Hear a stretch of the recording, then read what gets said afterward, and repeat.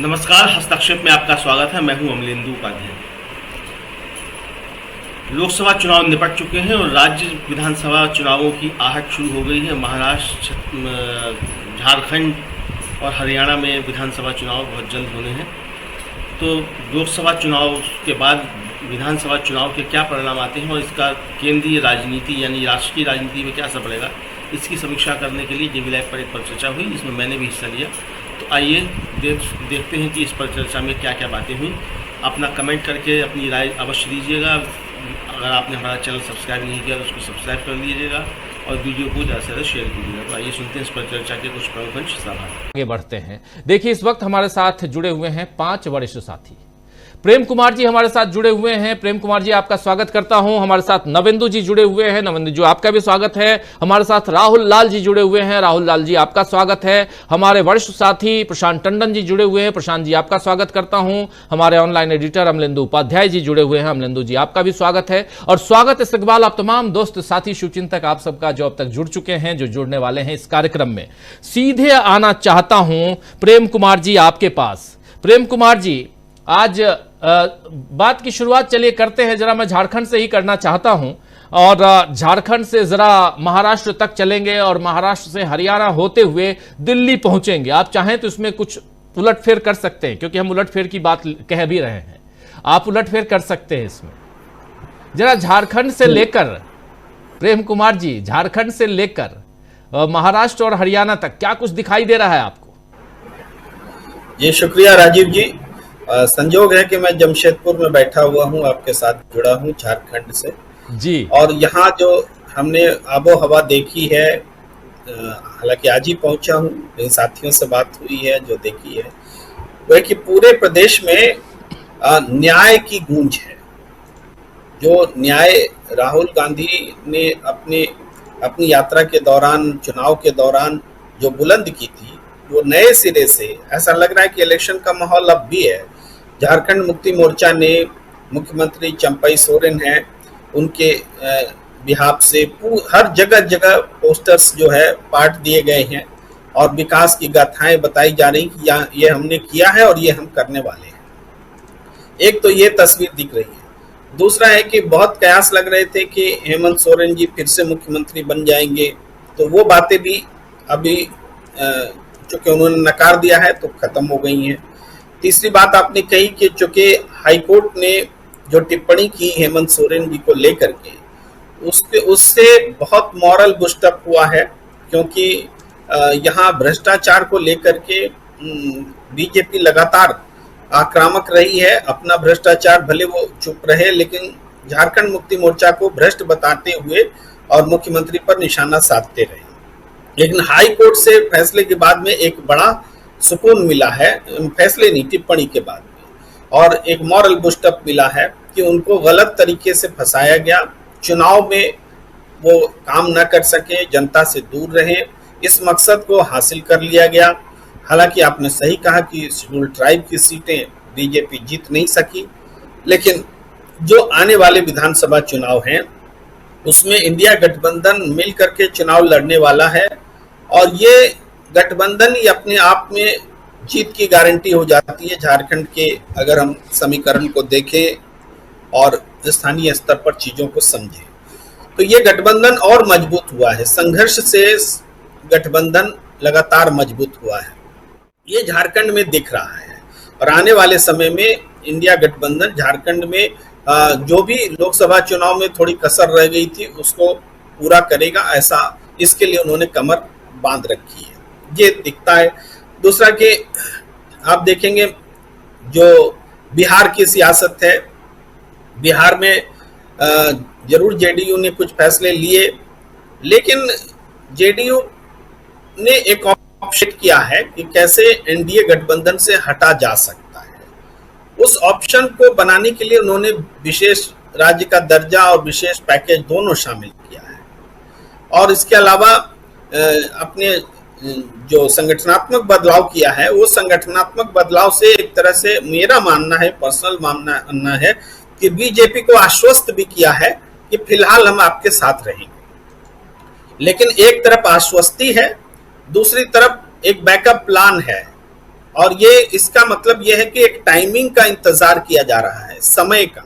वो समय कब होगा जब वो एनडीए गठबंधन छोड़ेंगे, इसकी पूरी संभावना, विकल्प जो है वो उन्होंने खोल कर रखे हैं। तो ये आने वाली सियासत की एक तरह से नींव पड़ रही है, ये हम देख रहे हैं। हरियाणा एक ऐसा प्रदेश है जहां कांग्रेस बहुत मजबूती से चुनाव लड़ी और भी सीटें जीत सकती थी, किसी कारण से नहीं जीत पाई। इसमें निश्चित रूप से कांग्रेस को अपने संगठनात्मक लेवल पर भी थोड़ा वर्कआउट करना पड़ेगा। और दूसरी बात यह है कि बीजेपी एक अलग रणनीति से चल रही है। मैं जो देख पा रहा हूं वो थोड़ा बताना चाहता हूं जी। वो ये कि अरविंद केजरीवाल निश्चित रूप से बहुत महत्वपूर्ण प्लेयर हैं भारतीय राजनीति के, और वो जमानत उनको मिलते मिलते रह गई। इतिहास में पहली बार ऐसा हुआ कि जमानत पर स्टे लगा। कोई भी कानून का विद्यार्थी, कानून का विद्वान इस बात को पचा नहीं पा रहा है, लेकिन हुआ। तो ये अनहोनी क्यों हो रही है? इस अनहोनी के पीछे एक फैक्टर है, बीजेपी की अपनी मंशा हरियाणा को लेकर के कुछ अलग है। वो जान रही कि कांग्रेस से सीधे टकराने का मतलब अभी चुनाव में हार निश्चित है। तो ऐसे में अरविंद केजरीवाल को एक उसके प्रति सहानुभूति पैदा करने वाला एक्शन स्वयं बीजेपी ले रही है, क्योंकि अभी बाकी जगहों पर चुनाव है नहीं। और इस सहानुभूति फैक्टर से अरविंद केजरीवाल को अगर सहानुभूति मिलती है तो वो हरियाणा में जब चुनाव लड़ेंगे इंडिया गठबंधन से हट करके, जैसे कि अभी की घोषणा है, तो निश्चित रूप से 5-6% वोट भी काटते हैं तो वो कांग्रेस का नुकसान करेगा, ऐसा बीजेपी की रणनीति है। तो इसलिए हम इस व्याख्या के तहत हमें तो लगता है कि आम आदमी पार्टी और कांग्रेस को मिल करके चुनाव में जाना चाहिए, तभी उनकी ये रणनीति फेल हो सकती है। हरियाणा में भी अलग अलग, ये मेरा विचार है, क्या होता है राजनीति में वो अलग बात है जी। लेकिन उसके बाद जो बात अमित शाह कह रहे हैं अपनी जीत को, अपनी हार को जीत बताते हुए, ये दरअसल विमर्श जनता में चला गया है। अब किसी के बोलने से कुछ नहीं होने वाला है। जनता ने सीधा महसूस किया है, उनको कट साइज किया है और अपने दम पर बहुमत नहीं दिया है, और राजनीति में एक डिफेंसिव होकर के रहने के लिए उनको मजबूर किया है। लेकिन कल जो सत्र शुरू होने वाला है, उस सत्र में मुझे लगता है कि ऐसा होना चाहिए और विपक्ष को करना चाहिए। वो ये कि इस स्पीकर के खिलाफ में जरूर एक प्रस्ताव लाया जाना चाहिए, जिन्होंने इंदिरा गांधी को अपने सदन में आसन पर बैठ करके अपमानित किया है। पूर्व प्रधानमंत्री इंदिरा गांधी को आसन से निंदा करना एक ऐसी बात है कि कांग्रेस को और अपोजिशन को छोड़ना नहीं चाहिए। एक मूव तो करना ही चाहिए स्पीकर के खिलाफ, जो महाभियोग होता है वो मूव करना चाहिए, नतीजा चाहे जो हो, क्योंकि लड़ाई छोड़ी नहीं जानी चाहिए, लड़ाई लड़ी जानी चाहिए। आप कैसे बोल सकते हैं सदन में बैठ करके पूर्व प्रधानमंत्री इंदिरा गांधी के खिलाफ? तो मुझे लगता है, मैं बहुत इस पर जोर दे रहा हूं, मुझे पता नहीं कि रणनीति क्या होने वाली है, लेकिन छोड़ी नहीं जानी चाहिए, ये मुद्दा छोड़ना नहीं चाहिए। अगर इस तरीके से आप लड़ाई लड़ेंगे तो कल को वो बैलेंस होंगे, मजबूर होंगे, बकवास नहीं करेंगे। मैं बकवास बोल रहा हूं, स्पीकर अगर पूर्व प्रधानमंत्री के खिलाफ बोलते हैं, बकवास है, क्योंकि पूर्व प्रधानमंत्री इंदिरा गांधी, उनका कंट्रीब्यूशन उनके अनपैरेलल है, उनके कंट्रीब्यूशन के बराबर दूसरा प्रधानमंत्री खोजना मुश्किल है। और अगर ये गलत परंपरा चली तो आने वाले समय में कोई प्रधानमंत्री निंदा प्रस्ताव से बच नहीं पाएगा। तो ये सारी चीजें हमें वर्तमान सियासत में देखने को मिल रही है, और उलटफेर तो होगा विधानसभा चुनाव में। उलटफेर किधर होगा? उलटफेर अब इंडिया गठबंधन की तरफ नहीं होना है। यहाँ तो महाराष्ट्र में महाविकास आघाड़ी एकजुट होकर चुनाव लड़ने का ऐलान कर चुकी है। मोटे तौर पर 288 सीटें हैं, 90-90 तीनों बांट भी चुकी है कि हम मिलकर लड़ेंगे और बराबरी पे लड़ेंगे। और लेकिन एनडीए के गठबंधन में न तो मांगने का कोई फॉर्मूला है, न तो देने का कोई फॉर्मूला है, और जबरदस्त तरीके से असंतोष है। जनता ने उनको नकारा भी है, चाहे अजित पवार हो, चाहे भारतीय जनता पार्टी हो जी। तो इस तरीके से महाराष्ट्र की सियासत, हरियाणा की सियासत और झारखंड की सियासत प्रो इंडिया अब तक दिख रही है। इंडिया गठबंधन को निश्चित रूप से इन राज्यों में वापसी करनी चाहिए, ऐसा मुझे लग रहा है। अब आने वाले समय में देखते हैं कि मजबूती किस और किस दिशा में कितनी होती है। जी बिल्कुल आप सही कह रहे हैं।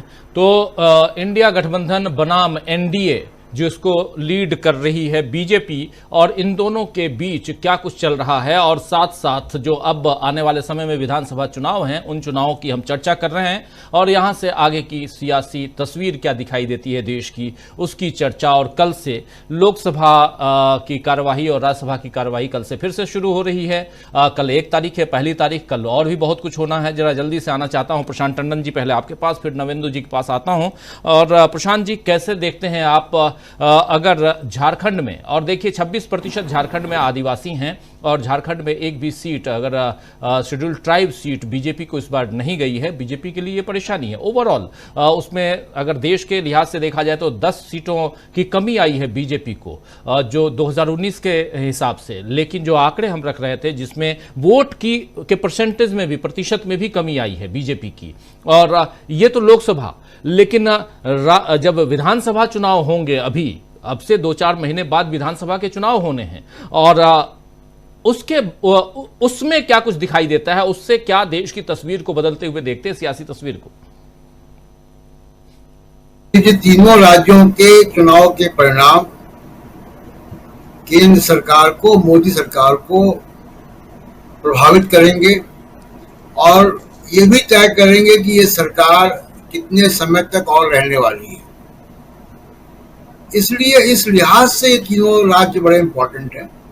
इनमें 2 राज्य महाराष्ट्र में सहयोगियों के साथ, और हरियाणा में जैसे तैसे सरकार चल रही है बीजेपी की। जैसे तैसे हम अभी कह सकते हैं, क्योंकि जेजेपी ने समर्थन वापस ले लिया है जी, और बहुत ही रेजर थिन मेजॉरिटी पे है। कुछ एमएलए ने, इंडिपेंडेंट निर्दलीय विधायकों ने भी वापस ले लिया है समर्थन उनसे। तो सैनी सरकार, जो कि कल तक खट्टर सरकार थी, अब सैनी सरकार है, वहां पे जो है परेशानी में तीनों राज्यों का आता हो। हरियाणा बहुत दिलचस्प है, क्योंकि वहां के सोशल इक्वेशन में काफी कुछ हो रहा है, तो चुनाव में दिखाई दिया। झारखंड बहुत महत्वपूर्ण है राज्य में, और झारखंड इसलिए महत्वपूर्ण है कि बीजेपी को ये ट्रायंगल कंप्लीट करना था। ये अडानी ट्रायंगल है, और ये अडानी ट्रायंगल क्यों है? क्योंकि आयरन ओर, बॉक्साइट, कोयला जी, इन तीनों का जो पूरा भंडार है वो छत्तीसगढ़, झारखंड और उड़ीसा में है जी। और उद्योगपतियों को यही चाहिए, अडानी को यही चाहिए, और इसलिए छत्तीसगढ़ में उन्होंने जैसे भी किया वो चुनाव को हासिल किया। बहुत फेयर नहीं था, कुछ बहुत सारी शंकाएं हैं छत्तीसगढ़ के चुनाव को लेकर। उस वक्त भी हम लोगों ने बातचीत इस पे की थी। कांग्रेस को सोचना है कि वो गड़बड़ कहाँ हुई थी, लेकिन छत्तीसगढ़ का चुनाव उनको लेना था, किसी भी तरीके से लेना था, और वो उन्होंने ले लिया, क्योंकि कोयले की वजह से जी। यही कहानी झारखंड की हुई थी राजीव जी। झारखंड में पूरी मंशा हेमंत सोरेन सरकार को गिराने की थी, पूरी साजिश थी जी, कि सरकार गिर जाए। और हेमंत सोरेन ने बहुत सूझबूझ का काम किया कि दरवाजे पर ईडी का लोग बैठे हुए थे, और उन्होंने अंदर वीडियो बना दिया, और उस वीडियो से कुछ अचानक कुछ करना जो है संभव नहीं था। बहुत रिएक्शन हो गया था, अगर याद होगा, बहुत युवा सड़कों पे आ गए थे, और पूरे आदिवासी इलाकों में बहुत अनरेस्ट था और बहुत गुस्सा था हेमंत सोरेन को लेकर, हेमंत सोरेन की गिरफ्तारी को लेकर। तो वो वीडियो जो बनाना था, और उसके बाद उन्होंने गिरफ्तारी दी, और वहां 2 बड़ी घटनाएं हुई इस गिरफ्तारी से। वो साजिश नाकाम हुई, पहली बात, और दूसरा ये हुआ कि कल्पना सोरेन एक इंडिया गठबंधन की जिस तरह से वो नेता उभर कर आई हैं, और झारखंड मुक्ति मोर्चा की, और जिस तरीके से लोकसभा चुनाव उन्होंने कमान संभाली और प्रचार किया, वो इतना आसान नहीं था। और उनको, जिसको कहा जाए कि एक तरीके से इंडिया गठबंधन को गिफ्ट मिल गया, वो गिफ्ट के तौर पर एक बहुत ऊर्जावान नेता और पढ़ी लिखी हैं, वो बहुत बढ़िया ओरेटर हैं, बहुत बढ़िया भाषण देती हैं। तो एक तो ये फायदा हुआ। दूसरा कि चंपई सोरेन जैसा सीनियर नेता को बनाया तो उनकी जो एडमिनिस्ट्रेटिव क्षमता, जो प्रशासनिक क्षमता है, वो सामने आई जी। तब हेमंत सोरेन अकेले नहीं है। हेमंत सोरेन के पास अब एक अच्छी टीम है। उनको चिंता नहीं कि सरकार कैसे चलेगी। उनके पास अब कल्पना सोरेन भी है, जो कि अब एमएलए भी हैं। तो ये चुनाव में निश्चित तौर पर असर डालेगा। और चुनाव में कांग्रेस भी वहां पे मजबूत है जी। विधानसभा के चुनाव में। तो एक तो ये साजिश थी, ये पूरा अडानी ट्रायंगल, उड़ीसा जीत लिया, छत्तीसगढ़ जीत लिया, झारखंड में सरकार गिराने की प्लान थी, वो कामयाब नहीं हुई। अब जैसे तैसे सरकार वहां पे वो बनाने की कोशिश करेंगे। बहुत मुश्किल काम है। इसलिए मुश्किल काम है दो वजह से राजीव। एक तो राहुल गांधी की आदिवासियों में और वंचित समाज में जो उनकी स्वीकार्यता है, बहुत बढ़ गई है। जल जंगल जमीन का सवाल बहुत बड़ा है। संविधान का सवाल बहुत बड़ा है, जो नीचे तक गया है। हेमंत सोरेन अब पाक साफ होके क्लीन इमेज के साथ निकले हैं। और हेमंत सोरेन का अपना जनाधार है, कल्पना सोरेन है। तो इन लोगों को उन्होंने आज से ही शुरू कर दिया। देखिए, आज आपने अभी दिखा दिया उनके रैली, उन्होंने आज से ही शुरू कर दी अपना। और इसलिए बीजेपी के लिए जो है वहां पे बड़ा मुश्किल है। हालांकि ये हेरफेर करेंगे। जो पूरी योजना थी, योजना तो साजिश इसीलिए थी कि पुलिस और प्रशासन अपना हो जाए और उसके बाद चुनाव कराकर और तब जो है वो अडानी ट्रायंगल को पूरा किया जाए। उसमें हेमंत सोरेन ने पेच लगा दिया बीच में। तो इसलिए वो बहुत जरूरी है। और महाराष्ट्र में राजीव जी स्थिति ये है कि अभी बीजेपी तीनों से अपने जो लोकसभा के साथी थे उनके साथ चुनाव पर जा रही है जी। हालांकि अजित पवार बुरी तरीके से नाकामयाब हुए। बीजेपी को जितनी उम्मीद थी उतना सीटें नहीं मिली है। बहुत खराब परफॉर्मेंस रहा है। कांग्रेस वहां पे सबसे बड़ी पार्टी उभर कर आई है। शिवसेना है। हम लोग जब गए थे तो हम लोगों ने कहा था कि उद्धव ठाकरे एक बड़ा चेहरा होकर निकलेंगे, और उद्धव ठाकरे एक बड़ा चेहरा बन के निकल आए वहां पे। वहां पे अभी बजट आया है परसों, और बजट में उन्होंने तमाम, जिसको मोदी जी रेवड़ियां कहते हैं, वो रेवड़ियां बांटी उन्होंने। उसके साथ एक पेच भी है। वो जितना उन्होंने जो है योजनाएं, जो लाभकारी योजनाएं की है अनाउंस, उसके लिए उनके पास बजटरी सपोर्ट नहीं है। बजटरी सपोर्ट सिर्फ 3 महीने का है। उसके बाद वो बजटरी कमेटी उसको तय करेगी कि योजनाएं आगे चलनी है कि नहीं चलनी है। जी। विपक्ष को इसका मुद्दा बनाना चाहिए कि अगर ये वापस जीत कर आते हैं तो योजनाएं नहीं चलेंगी। वो केवल इलेक्शन के लिए अनाउंस की गई है, और इलेक्शन के लिए भी वो इलेक्शन के पहले कितना मिल पाएंगी, क्योंकि अब मॉडल कोड ऑफ कंडक्ट लागू होने में 1.5 महीने का समय बचा है। कुल 1.5-2 महीने का समय बचा है। तो इसलिए शायद एक किस्त मिल पाए जो उन्होंने अनाउंस किया है, और एक किस्त भी शायद ना मिल पाए। वहां पे स्थिति ये राजीव जी है कि लोकसभा वाली स्थिति है, बल्कि इसमें तो जो एकनाथ शिंदे थोड़ा और कमजोर पाए जाएंगे, क्योंकि एक ड्रेस रिहर्सल तीनों पार्टियों का, यानी शरद पवार, एनसीपी, शिवसेना, उद्धव ठाकरे और कांग्रेस, इनके कार्यकर्ता लेवल पे चुनाव कैसे लड़ा जाएगा, इसका ड्रेस रिहर्सल वहां हो चुका है।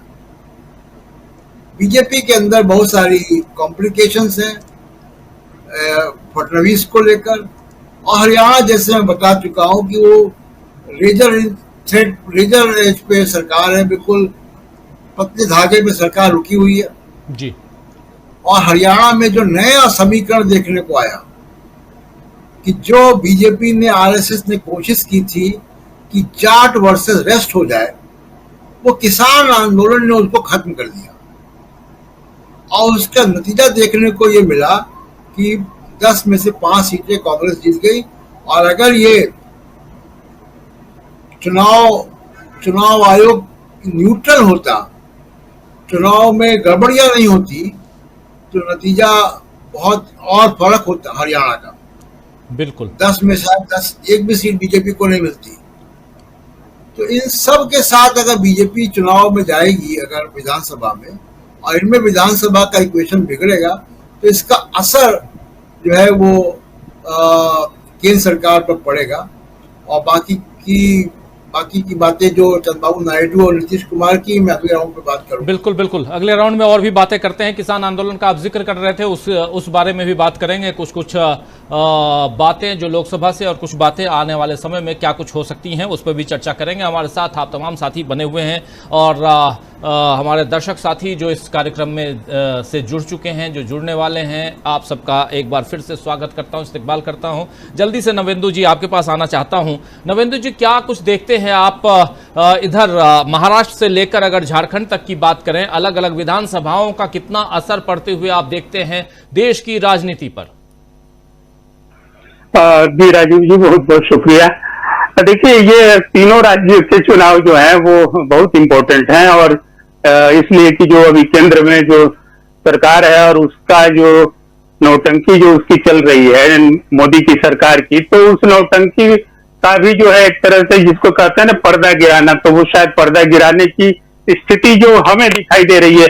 क्योंकि देखिए, लोकसभा का जो भी जनादेश आया, उस जनादेश से ही इनकार करने की ये जो बुनियादी बात जो है ना, वो जो सरकार केंद्र में बैठी कर रही है, मुझे लग रहा है कि चाहे वो महाराष्ट्र की जनता हो, तो वो चाहे हरियाणा की जनता हो, तो झारखंड की हो या बिहार की, कहीं की भी, तो वो उस जनता पर इसका भी असर पड़ रहा है। जो दृश्य हम देख रहे हैं रोज लोकसभा में कि कैसे जो है एक ऑटोक्रेटिक अप्रोच जो है वो लोकसभा अध्यक्ष का, वो सरकार का पूरे तौर पर, और ये कहीं से भी कोई विपक्ष की आवाज को तवज्जो देना ही नहीं है और उसको एकदम विराम ही लगा देना है, चाहे वो मल्लिकार्जुन खड़गे हो राज्यसभा में नेता प्रतिपक्ष या फिर राहुल गांधी हो लोकसभा में नेता विपक्ष।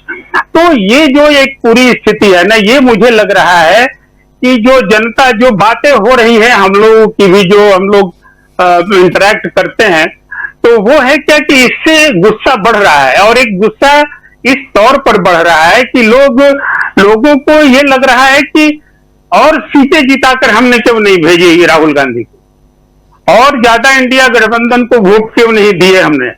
तो अब ये लग रहा है, क्योंकि इशू भी नहीं उठाए दिए जाने के बावजूद राहुल गांधी ने या विपक्ष ने, इंडिया गठबंधन ने जो इशू अब तक रेज किए हैं, जिसकी एक झलक मात्र आई है, तो लोगों ने अपने को कनेक्ट कर लिया है उस इशू से, चाहे वो नीट का मसला हो तो या फिर इमरजेंसी का जो सवाल जिस तरीके से आया, उस पर लोगों ने कहा पसंद नहीं किया।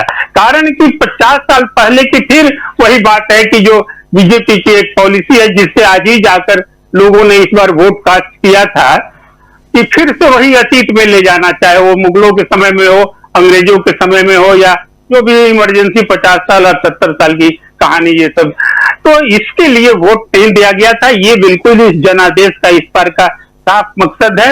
अब अगर वही बातें दोहराई जा रही हैं, तो विधानसभा चुनाव ये निश्चित रूप से बहुत महत्वपूर्ण है, इस तौर पर भी महत्वपूर्ण है। मैं बिहार में बैठा हुआ हूं, तो मैं झारखंड को देख पा रहा हूं, तो झारखंड के बारे में अभी प्रेम कुमार ने पूरे विस्तार से बातें रखी है, लेकिन झारखंड में जान लीजिए 2 बातें हो रही हैं जो कि इस बार विधानसभा चुनाव पर बहुत असर डालेगी। एक तो ये कि जो अभी प्रशांत टंडन ने उस ट्रायंगल का जो जिक्र किया कि छत्तीसगढ़ और झारखंड और उड़ीसा, ये पूरा जो एक बेल्ट है, जिस बेल्ट को अडानी को सौंपने की तैयारी पूरी तरीके से पहले भी हो चुकी थी, पिछले झारखंड के विधानसभा चुनाव में ही, और ये तैयारी में अब बाधक थे बीच में छत्तीसगढ़ की सरकार, जो बघेल की सरकार पिछली दफा थी, तो बघेल को विन ओवर किया इन्होंने, बीजू पटनायक जनता दल को जो है नवीन पटनायक को इन्होंने ठिकाने लगाया, तो उड़ीसा भी आ गया।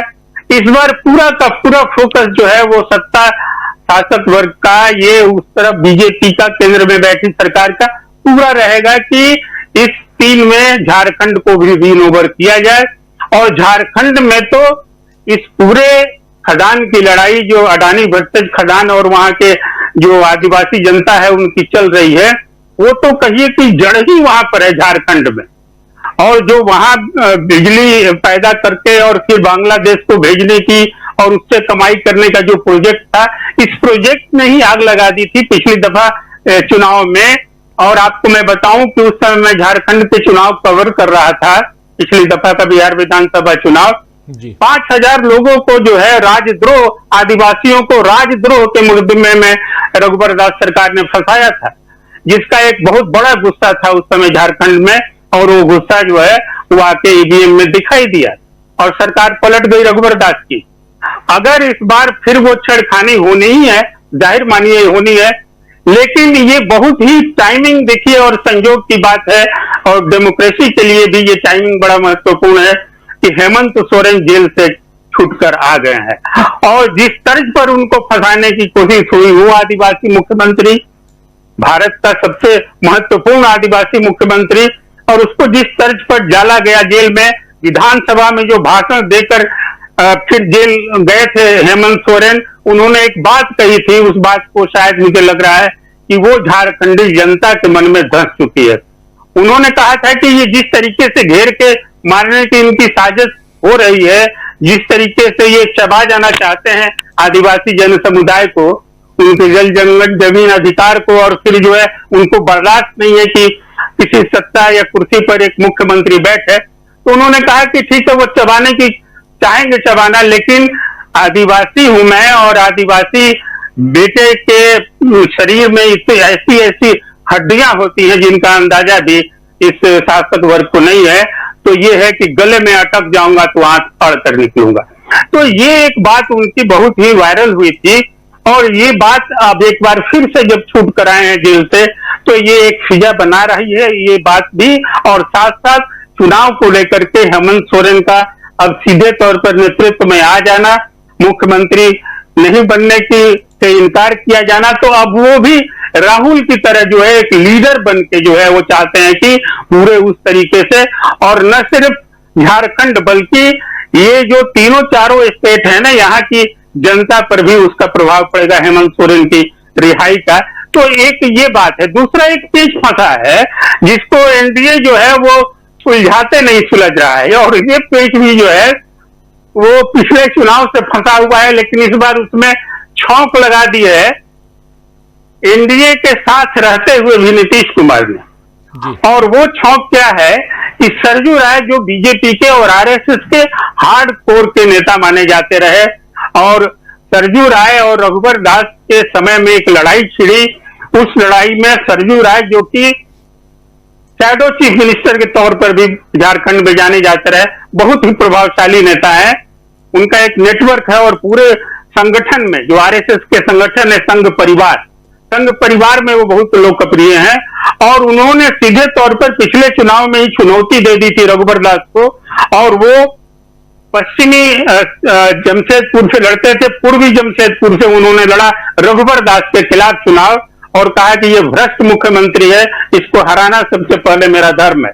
और सरजू राय अपनी ईमानदारी को लेकर अभी चाहते हैं, बिहार से उनका नाभिनाल जुड़ा रहा है, जेपी आंदोलन की वो भी उपज है, नीतीश कुमार के बहुत गहरे दोस्त हैं।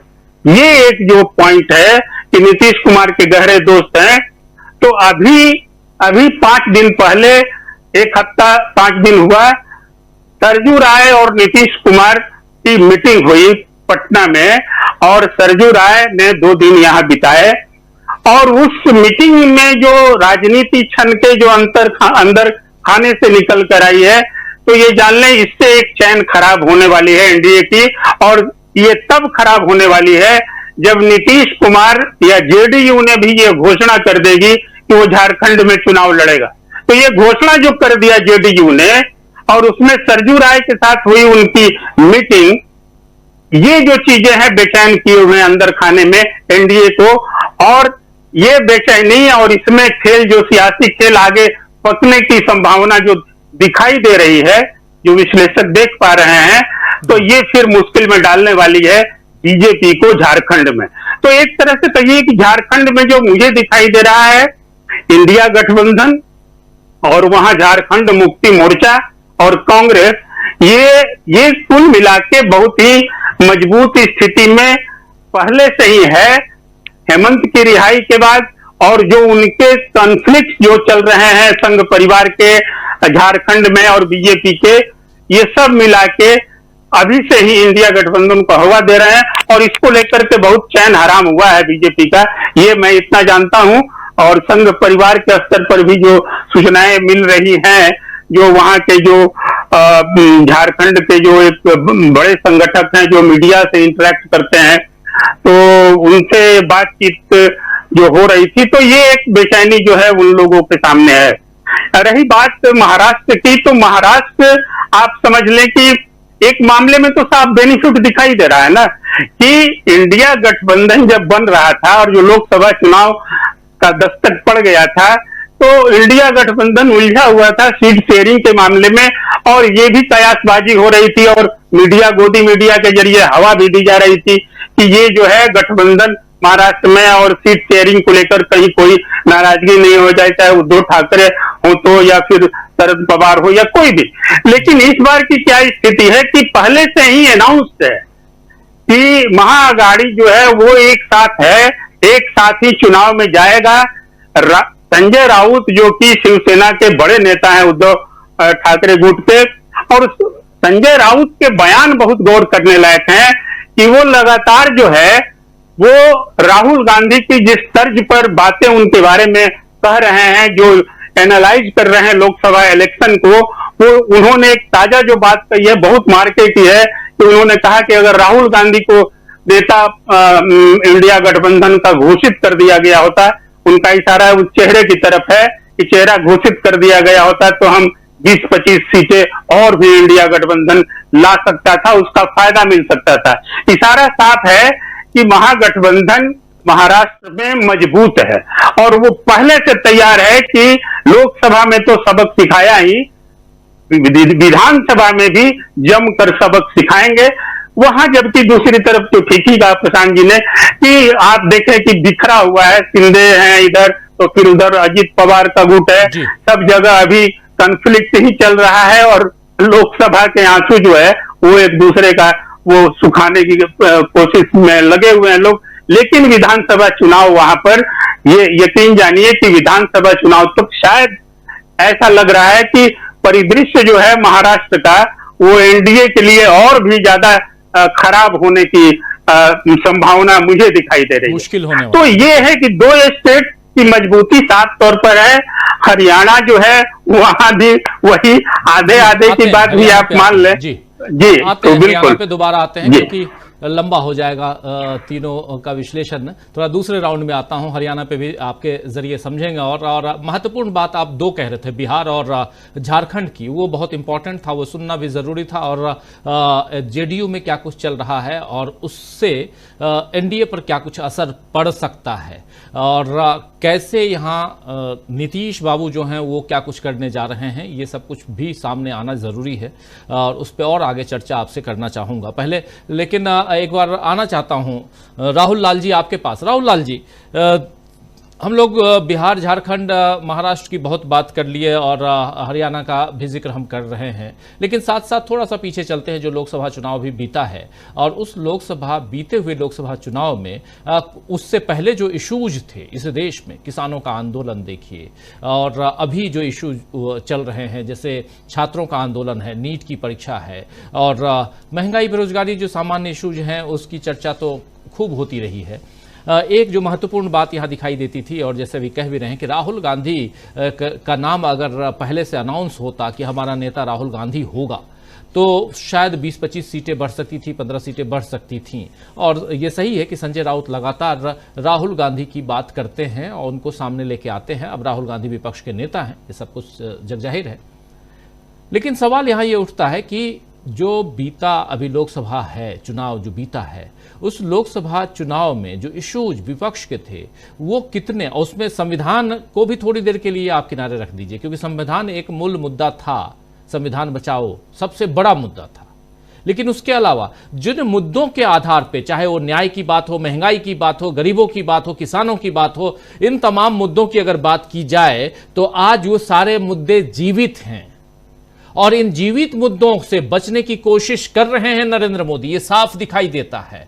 और यही मुद्दे आगे कैरी फॉरवर्ड होंगे लोकसभा के बाद अब विधानसभा चुनावों में, जिसका जिक्र हम बार बार कर रहे हैं। और यहां से कितने फंसे हुए दिखाई देते हैं मोदी जी, कितने फंसे हुए दिखाई देते हैं एनडीए के नेता दल, जरा वो बताइए। और उसमें महाराष्ट्र बड़ा राज्य है, उसकी चर्चा जरूरी है, जरा आपके जरिए महाराष्ट्र को समझना चाहता हूं।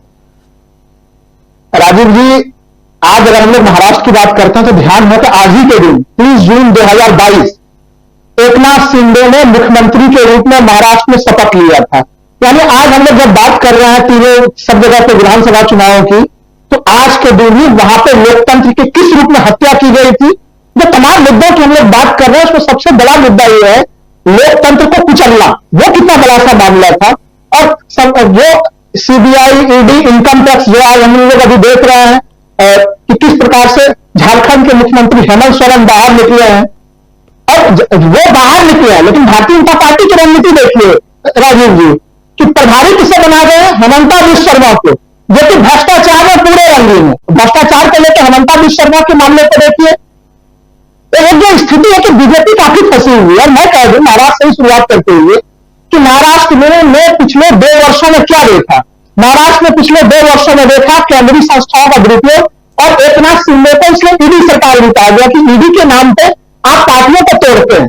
और महाराष्ट्र में हम लोगों ने वो चीज देखा कि बीजेपी अब तक सत्ता के लिए तोड़फोड़ तो करती थी, लेकिन किसी अपने ही क्षेत्रीय पुराने सहयोगी दल जो शिवसेना उनकी सबसे पुरानी सहयोगी पार्टी थी, उनको तोड़ा गया। तोड़ने तक तो फिर भी हम लोग भारतीय राजनीति में समान स्थिति मानते हैं, लेकिन संविधान का दुरुपयोग करके, इलेक्शन चुनाव आयोग का दुरुपयोग करके जिस प्रकार से उनके पार्टी के नाम को बदला गया, उनके चुनाव चिन्ह को बदला गया, और फिर ये कहानी उनके साथ करके फिर शरद पवार के साथ भी की गई।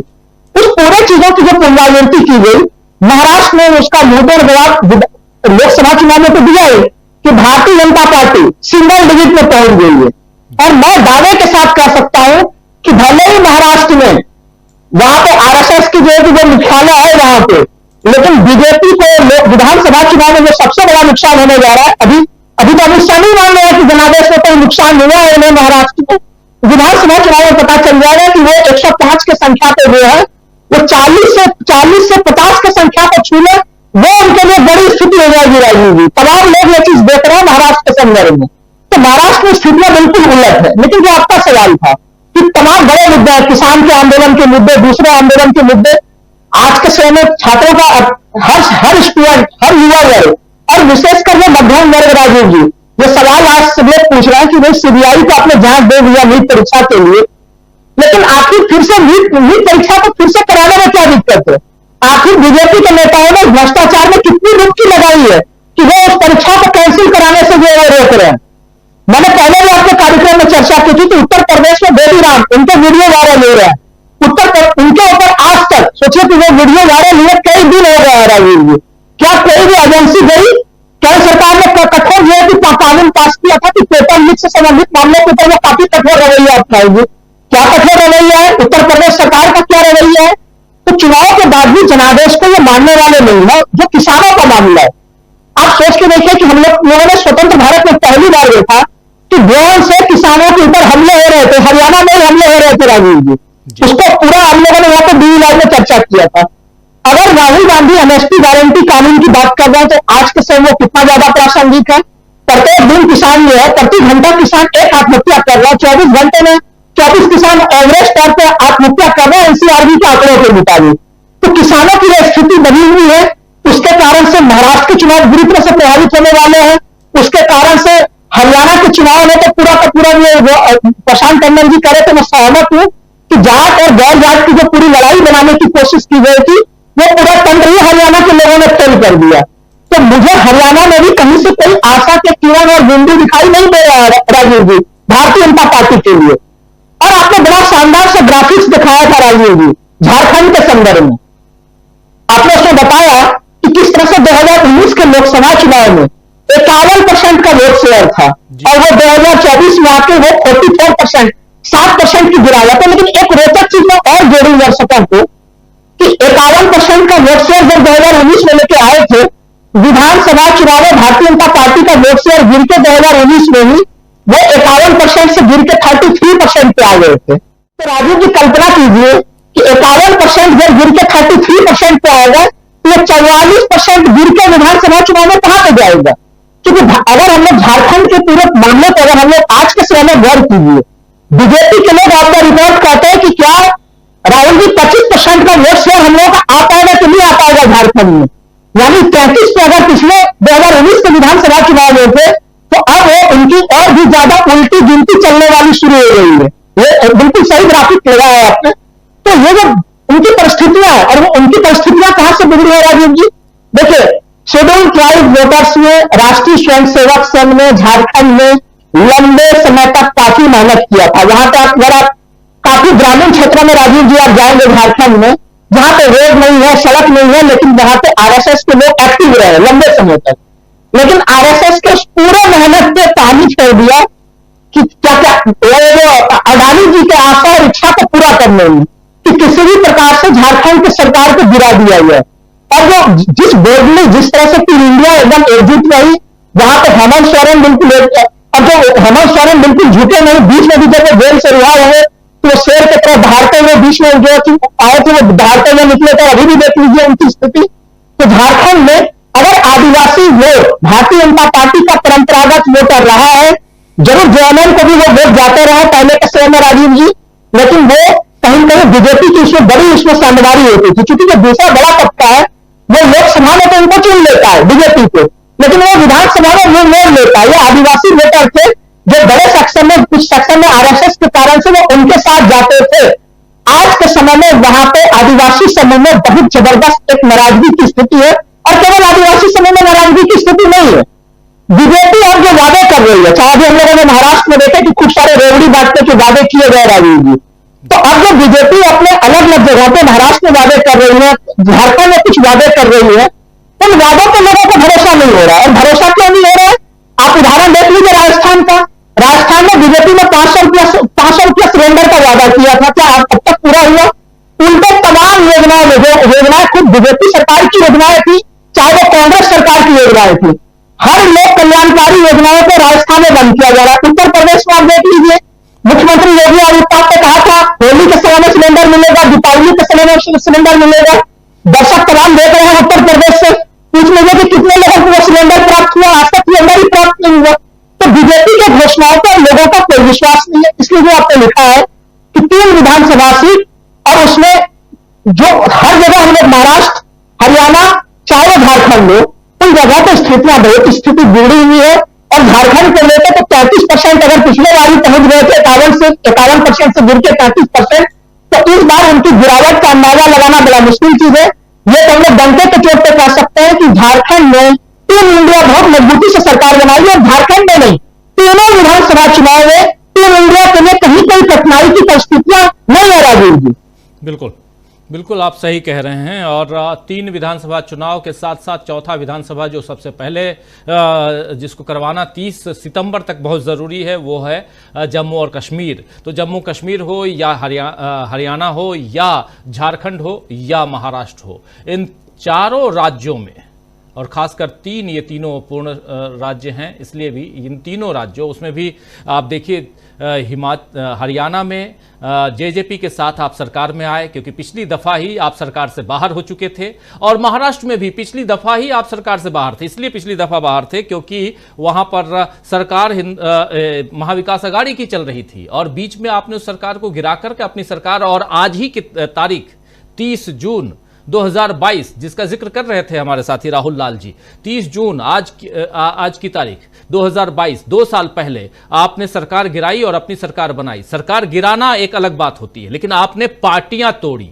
एक नहीं 2-2, और उसका असर यह हुआ कि लोकसभा चुनाव में आपको 48 में से कितनी सीटें मिली हैं अच्छी तरह से जान रहे हैं। लेकिन उसके अलावा अब क्या विधानसभा के जो चुनाव होंगे उसमें कितनी सीटें आएंगी और यहां से क्या केंद्र की राजनीति पर कोई असर पड़ेगा, ये एक बड़ा सवाल है। और इन सब के पीछे की राजनीति क्या है, क्या कुछ होने जा रहा है, देश की जो अभी नई निर्वाचित जो सरकार है ये किस हिसाब से चलेगी, कितने दिन चलेगी, क्या मध्यावधि चुनाव भी हो सकता है या यही सरकार नरेंद्र मोदी की सरकार आगे 5 साल तक चलेगी। बहुत सारे सवाल लगातार पूछे जा रहे हैं और इसीलिए यहां हम उसका विश्लेषण करते हैं बैठकर।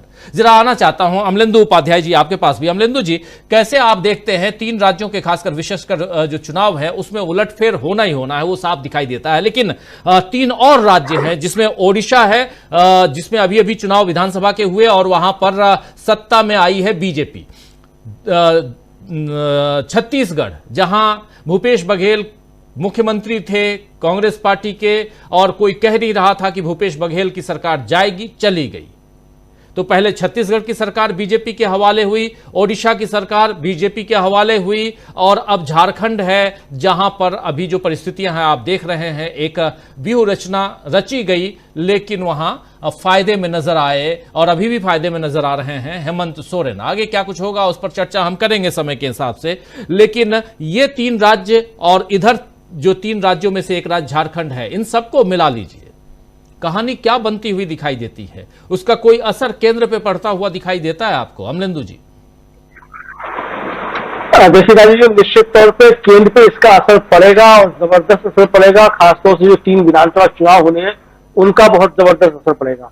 और इन 3 विधानसभा चुनाव के बाद राजीव जी जो आपने बाकी 3 राज्य बताए उनका भी राजनीति बदलेगी। तो कुल मिलाकर के ये सारा असर केंद्र सरकार पे पड़ना है और देखना ये होगा कि उसके बाद मोदी जी के खिलाफ जो वो भारतीय जनता पार्टी के अंदर क्या चीजें होती हैं, क्योंकि ये मोदी जी की सरकार नहीं है, ये अडानी की सरकार है राजीव, एक तरीके से इसको कहा जाए। तो भारतीय जनता पार्टी के लोग भी इस बात को समझ रहे हैं और अब हम लोग देख रहे हैं किस तरीके से बीजेपी के लोग बातें करते हैं जब ऑफ द रिकॉर्ड, तो कहते हैं कि हम तो अपना कोई काम करा ही नहीं सकते, वहां तो काम कराने के चैनल दूसरे हैं, काम कराने वाले लोग दूसरे हैं।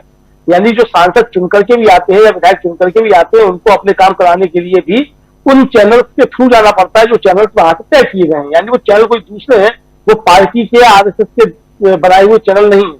अब क्या आज उत्तर प्रदेश में जो मुख्य सचिव बदले गए हैं, नए बनाए गए हैं, जो पहले मिश्रा जी थे उनका एक्सटेंशन समाप्त हो गया, आज नए बनाए गए हैं, उनको लेकर के भी बहुत सारी चर्चाएं चल रही हैं, किस तरीके से क्या क्या चीज चल रही है।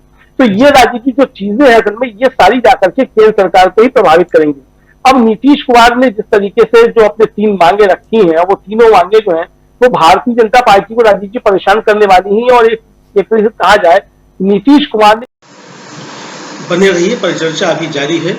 वीडियो को लाइक और शेयर कर दीजिए और चैनल को सब्सक्राइब कर लीजिए। आइए आगे सुनते हैं इस परिचर्चा। सेफ जोन बना लिया है अभी से कि जब वो बाहर निकलेंगे इस गठबंधन से यानी एनडीए से तो उनके पास कारण होंगे बताने के लिए कि साहब हमारे ये कारण से हमने इनसे बात मांगे रखी थी और इन्होंने हमारी बात नहीं मानी, जबकि सरकार इनकी जो थी वो हमारी बदौलत बनी है।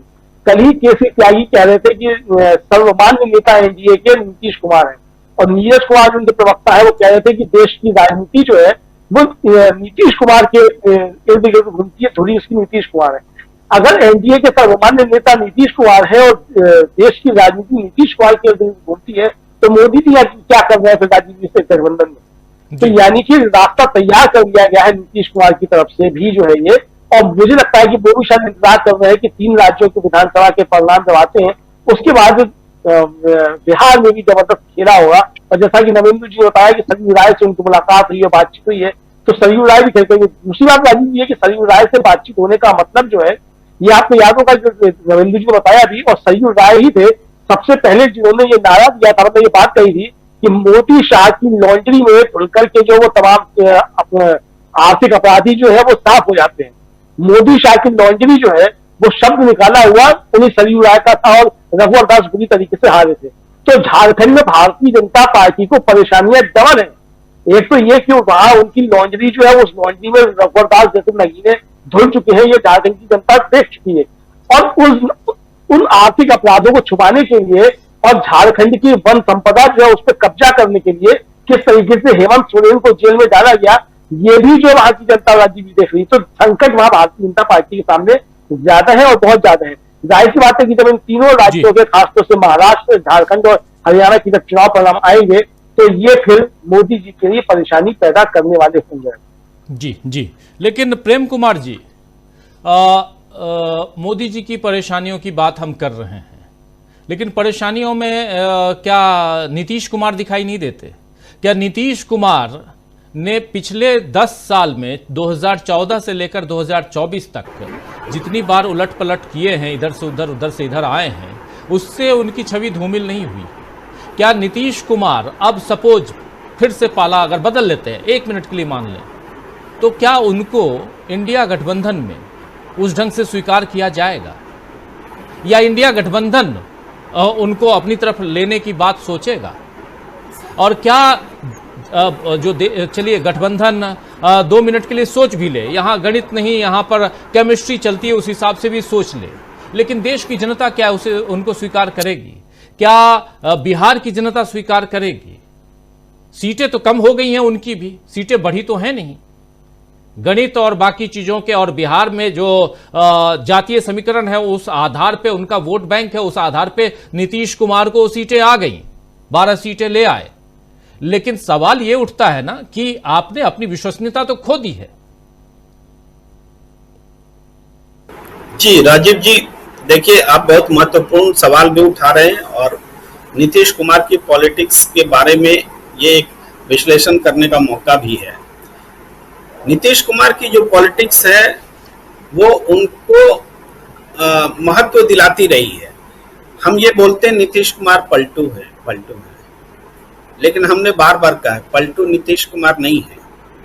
पलटू तो महागठबंधन है, पलटू तो एनडीए है जो उनको स्वीकार करता है।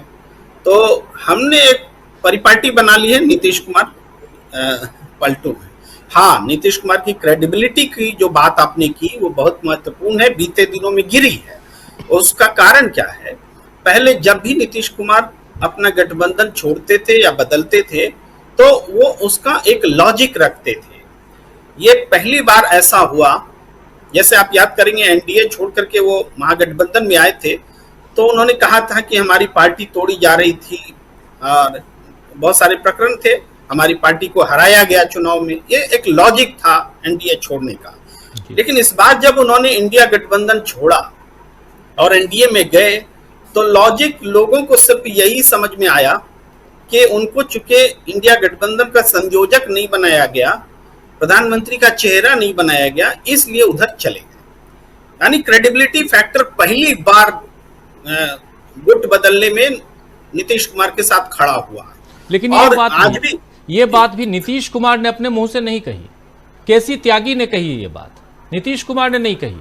और इससे पहले नीतीश कुमार ने कही थी ये बात, जो आप पहले, क्योंकि वहां से इधर क्यों आए, वो नीतीश कुमार ने अपने मुंह से कही। आप बिल्कुल सही हस्तक्षेप कर रहे हैं। नीतीश कुमार ने अपने मुंह से ये बात भी नहीं कही कि हम प्रधानमंत्री बनना चाहते हैं, हम संयोजक बनना चाहते हैं। यानी पॉलिटिकली वो तब भी करेक्ट है, लेकिन जो राजनीति के समझदार लोग हैं वो जानते हैं कि वजह यही है। ये भी ऑब्वियस है, ये हम कहना चाहते हैं। वजह यही है कि उनको पीएम का चेहरा नहीं बनाया गया, संयोजक नहीं बनाया गया। तो हम पॉलिटिकल करेक्ट होने की बात करें तो नीतीश कुमार पॉलिटिकल करेक्ट दिखते हैं, मगर आज देश भर में लोग जिन्होंने नरेंद्र मोदी की सरकार को सत्ता से बाहर करने के लिए वोट किया, वो इसलिए नीतीश कुमार को कोस रहे हैं, चंद्रबाबू नायडू को कोस रहे हैं कि उनके जनादेश के खिलाफ इनका निर्णय है। ये बात है। तो इसलिए ये रह करके एक उम्मीद, एक विमर्श खड़ा हो जाता है कि नीतीश कुमार कब तक नरेंद्र मोदी के साथ हैं।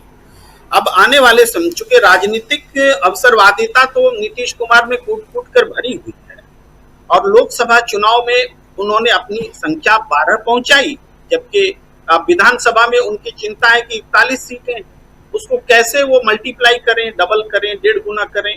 तो ये जो चिंता है, इसके लिए ही हमने पहले भी कहा कि नीतीश कुमार ने अभी जो कल संगठनात्मक फैसले लिए, उसमें ये विशेष, बिहार को विशेष राज्य का दर्जा और विशेष पैकेज की बात कही। तो ये जो दोनों बातें उन्होंने कही, तो इससे कहीं ना कहीं एक एस्केपिंग रूट उन्होंने बना लिया कि वो जब चाहे तब लॉजिकल ग्राउंड पर नरेंद्र मोदी की सरकार को छोड़ सकते हैं। और लॉजिकल ग्राउंड पर छोड़ेंगे तो उनको बिल्कुल सही माना जाएगा और उनकी एक्सेप्टेबिलिटी जैसे पहले एनडीए में थी आगे भी इंडिया में रहेगी।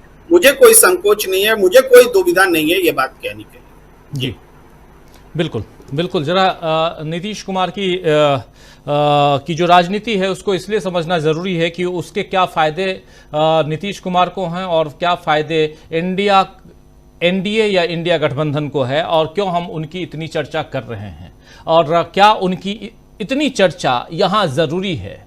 अगर वो एनडीए से निकल भी जाते हैं तो क्या एनडीए की सरकार यानी नरेंद्र मोदी जिस सरकार को लीड कर रहे हैं वो सरकार गिर जाएगी? ऐसा तो नहीं होने वाला है। तो फिर हम चर्चा क्यों कर रहे हैं? और नीतीश कुमार क्या अब जो कह रहे हैं उनके साथी केसी त्यागी कल जो बात कह रहे थे इसी दिल्ली में कि अब उन्हीं के एनडीए में और बीजेपी के साथ ही बनकर हम अगला चुनाव लड़ेंगे, और उनकी बातों को कैसे हम उस पर विश्वास कैसे कर लें? प्रशांत टंडन जी, ये बहुत सारे सवाल इसलिए क्योंकि ये दो बातें मैं कह रहा हूं महत्वपूर्ण इसलिए है क्योंकि आखिर केसी त्यागी की बात पर भरोसा क्यों कर लें, और बात पे ये भी भरोसा हम कैसे कर लें कि नीतीश कुमार इधर है या उधर है, उन पे हम बात ही क्यों करें? सवाल ये भी उठता है। और विश्वसनीयता इतनी जब आप खो चुके हैं और आप इतना ज्यादा खो चुके हैं कि आप इंडिया गठबंधन के सूत्रधार थे और आज इंडिया गठबंधन के खिलाफ सरकार बनाने में नीतीश बाबू की अहम भूमिका है, इसलिए ये चर्चा जरूरी। केसी त्यागी के किस बयान पर मैं उनको बहुत गंभीरता से लेता नहीं हूँ। वो मीडिया में पतंगबाजी को, इसको काइट फ्लाइंग को बढ़ावा देने की, स्पेकुलेशन की बातें करते हैं, और उनका हर बयान जो है वो नीतीश कुमार को बीजेपी के साथ वो कितना ज्यादा जुड़े हुए हैं वो दिखाना चाहता है। और केसी त्यागी के किस बयान को गंभीरता से लिया जाए? दिन में 3 बार वो बात करते हैं, तो पहले को, दूसरे को कि तीसरे को। तो इसलिए उनकी बातें मीडिया कंजम्पशन की बातें होती हैं, इसलिए उनसे कोई आप पॉलिटिकल इन्फ्लुएंस, उसमें कोई राजनीतिक समीक्षा केसी त्यागी के बयानों पर नहीं होती है, संभव नहीं है। बहुत ही अगंभीर व्यक्ति है वो, और वो जेडीयू में बीजेपी के प्रवक्ता है। लेकिन नीतीश कुमार या चंद्रबाबू नायडू जो भी हैं, देखिए आज जो वस्तुत स्थिति है, आज की राजनीतिक जो लैंडस्केप है, उसमें ये दोनों चंद्रबाबू नायडू और नीतीश कुमार एक सांप्रदायिक सरकार के साथ जुड़े हुए हैं, उनके साथ जुड़े हुए हैं जो मध्य प्रदेश में बुलडोजर चला रहे हैं, जो 80-20 की बातें करते हैं, जो ओम बिरला बैठे हुए और कह रहे हैं हुड्डा को कि बैठ जाओ या माइक बंद कर रहे हैं। ये सब की जिम्मेदारी, नैतिक जिम्मेदारी चंद्रबाबू नायडू और नीतीश कुमार पर आती है, वो उससे बच नहीं सकते। हवन करेंगे तो हाथ जलेगा। बिल्कुल। तो वो ऐसा नहीं हो सकता है कि आप भवन में दूर से बैठे रहें। तो ये लोगों पे, जैसे नीट का मामला है, क्या बिहार या आंध्र प्रदेश के बच्चों का भविष्य नीट में खराब नहीं हो रहा है? क्या अगर लोकसभा का स्पीकर और राज्यसभा में सभापति विपक्ष को नीट का मामला उठाने नहीं दे रहे हैं, यूजीसी नेट से लेकर नीट तमाम पर्चे लीक हो रहे हैं, तो क्या आंध्र प्रदेश और बिहार के छात्रों का भविष्य सुरक्षित है? और अगर भविष्य सुरक्षित नहीं है जैसे कि बाकी राज्यों के छात्रों का है, तो इसकी जिम्मेदारी अगर मोदी सरकार की है तो नीतीश कुमार और चंद्रबाबू नायडू की भी है। आंखें बंद करके वो अपने राज्यों के बच्चों के साथ, छात्रों के साथ जो है अन्याय करने में शामिल हैं। वो पार्टनर इन क्राइम है। इसको ये नहीं कह देना चाहिए कि केवल आरएसएस के लोग थे जो पेपर लीक कर रहे हैं। अरे भाई, आप साथ में सरकार के, आप बताइए कि चंद्रबाबू नायडू ने या नीतीश कुमार ने एक बार भी पब्लिक में कोई बयान दिया कि हाँ भाई हम सरकार से बात करेंगे, नीट के मामले में बड़ा गड़बड़ हो रहा है? नहीं दिया। जैसा तमिलनाडु के मुख्यमंत्री बात कर रहे हैं, जैसे ममता बनर्जी बात कर रही है, तो ये क्यों नहीं बात करेंगे? तो इसका सीधा सा मतलब यह है कि आप अपने राज्य के छात्रों को का भविष्य आपका प्राथमिकता नहीं है। आपकी प्राथमिकता प्रोजेक्ट्स के पैसे लेना है केंद्र सरकार से, और उस प्रोजेक्ट के पैसे से अपना जो भी राजनीतिक भविष्य या अपने लोगों को ठेके दिलवाने हैं, जो भी काम है, ये इन राज्यों की जनता को समझना चाहिए और ये विपक्ष को भी समझना चाहिए कि आप उनके साथ खड़े हुए हैं। इसका इंतजार मुंडेर में बैठ के नहीं करना चाहिए कि कब ये पलटी मारेंगे, कब ये समर्थन विड्रॉ करेंगे। अरे ये वहां चले गए हैं और हर चीज में साथ में है। अगर नरेंद्र मोदी ये कह रहे हैं कि मुसलमान घुसपैठिए हैं इस देश में, तो उसमें जिम्मेदारी नीतीश कुमार और चंद्रबाबू नायडू की भी है। आप केवल अपने राज्य में हज हाउस बना के नहीं आप उससे बरी हो सकते, क्योंकि राष्ट्रीय स्तर पर अगर माइनॉरिटीज के साथ और मुस्लिम्स के साथ जो है वो दुर्व्यवहार हो रहा है, छात्रों के साथ गड़बड़ हो रहा है, किसानों के साथ गड़बड़ हो रहा है, तो इसकी जिम्मेदारी केवल मोदी सरकार पे नहीं है, उनके समर्थन देने वाली पार्टियों पर भी है। ये समझना चाहिए। ये सिंपल सीधी सी बात है, इसमें कोई मतलब मैं तो नहीं मान सकता हूं कि चंद्रबाबू नायडू और नीतीश कुमार इतने भोले हैं, या वो अखबार नहीं पढ़ते, या वो मीडिया नहीं देखते, या उनको मालूम नहीं कि मध्य प्रदेश में बकरीद के पहले मुसलमानों पे बुलडोजर चल गया। किस सरकार ने चलाया? जो सरकार केंद्र में उन्होंने चलाया, डबल इंजन की सरकार ने चलाया। तो आप वहां पे हज हाउस बना रहे हो, आपको चिंता मध्य प्रदेश के मुसलमान की नहीं है? और क्या आंध्र प्रदेश का मुसलमान बड़ी खुशी खुशी देख रहा है कि अच्छा हमारे हज हाउस बन रहा है, वहां बुलडोजर चल रहा है मुसलमानों पर, ठीक है? ऐसा तो नहीं है। तो ये राजनीतिक जो वो है लैंडस्केप, उसके हिसाब से इंडिया गठबंधन की प्रतिक्रिया आनी चाहिए, जो नहीं आ रही है। राजीव जी जी, बिल्कुल बिल्कुल आप सही कह रहे हैं, उनकी प्रतिक्रिया आनी चाहिए जो नहीं आ रही है। और इन दोनों की चर्चा क्यों और इसकी क्या ज़रूरत है और ये आज की तारीख में क्या कर रहे हैं। दोनों की राजनीति में कहीं ना कहीं अल्पसंख्यक भी हैं, चाहे वो नीतीश कुमार हों चाहे वो चंद्रबाबू नायडू हों, दोनों की राजनीति में अल्पसंख्यक हैं।